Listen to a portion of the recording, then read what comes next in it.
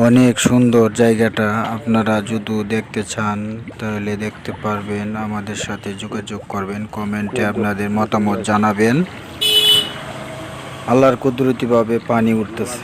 আমি আর আমার মামু ঝর্ণা থেকে পানি আনতেছি, আর আমাদের ড্রাইভার আছে।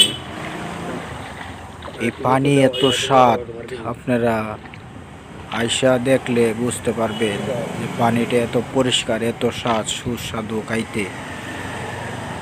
একদম পরিষ্কার, আয়নার মতো পরিষ্কার, অনেক সুস্বাদু খাইতে।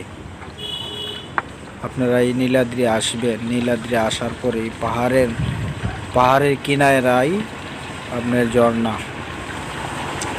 আল্লাহর কুদরতি পানি।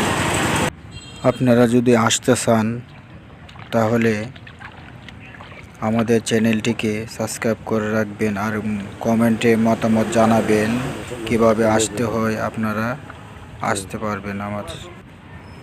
আমরা যতটুকু পারি আপনাদেরকে সহযোগিতা করব, কিভাবে আসতে হয় আপনার পরামর্শ দিব। আপনারা আসবেন, আসে ঘুরে যাবেন। নীলাদ্রি লেক টেকেরঘাট। অনেকেই আসে গাড়ি দিয়ে, নৌকা দিয়ে। বর্ষাকালে আসলে নৌকা দিয়ে আসতে হয়, আর তো সেই জন্য আসতে পারবে আপনার গাড়ি দিয়ে।